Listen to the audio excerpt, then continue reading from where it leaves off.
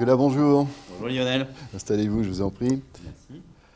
Alors c'est votre mi-temps, hein, donc on se retrouve avec plaisir, justement pour parler de vous, de votre rapport au sport, mais aussi bien sûr de votre société. Eramet, rapidement, si vous aviez une présentation express à nous faire, ça serait comment?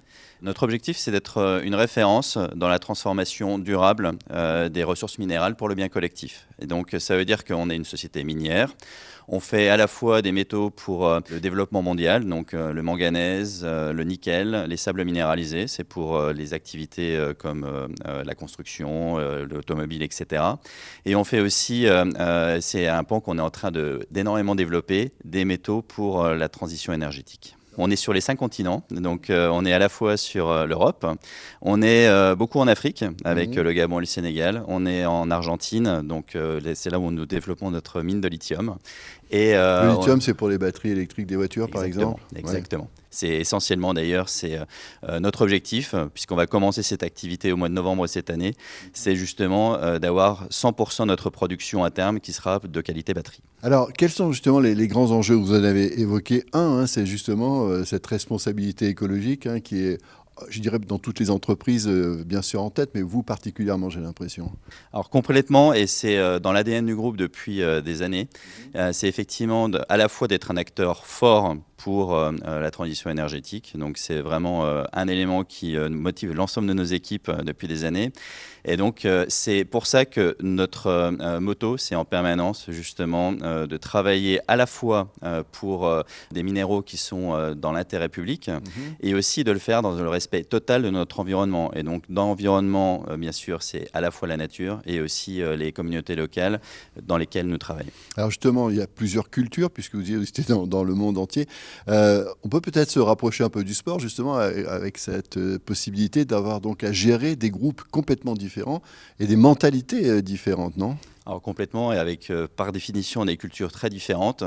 Donc pour qu'on puisse atteindre une collaboration complète et permanente, notre mode de fonctionnement, c'est d'avoir des communications permanentes avec l'ensemble des collectivités locales et aussi, bien sûr, les responsables étatiques ou des provinces dans lesquelles nous travaillons pour pouvoir développer des relations durables et pour le bien collectif qui, à nouveau, être notre objectif d'ensemble pour le groupe Eramet.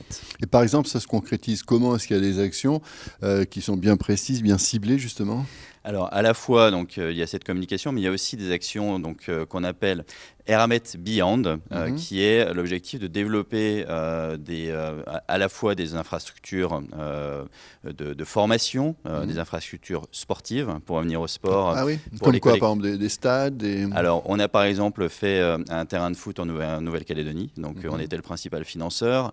On a aussi, si on prend nos activités principales au Gabon, on est le principal financeur de l'association sportive principale de l'endroit où nous produisons. Donc, c'est à la fois sur les infrastructures et aussi pour financer les activités sportives. Alors, quelles sont ces valeurs du sport que vous aimeriez adapter de temps en temps à vos équipes et à ceux qui travaillent avec vous? Alors, c'est toutes les valeurs que moi aussi j'adore justement dans le sport. Donc, c'est à la fois l'esprit collectif, donc atteindre des objectifs non pas seul, mais avec une équipe. Donc, que ce soit d'ailleurs les sports collectifs comme les sports individuels. On sait très bien que les sports individuels, rien ne peut être atteint sans avoir un staff derrière et un esprit d'équipe qui permet d'atteindre la meilleure performance. J'en viens justement sur le deuxième élément qui est pour moi fondamental dans le sport, c'est d'avoir le dépassement de soi pour obtenir la meilleure performance. Et pas forcément, et ça c'est vraiment le point fondamental aussi dans nos activités, pas forcément au détriment des autres. C'est de se dépasser soi-même et d'avoir la meilleure performance qu'on puisse avoir avec le sentiment d'avoir le travail accompli.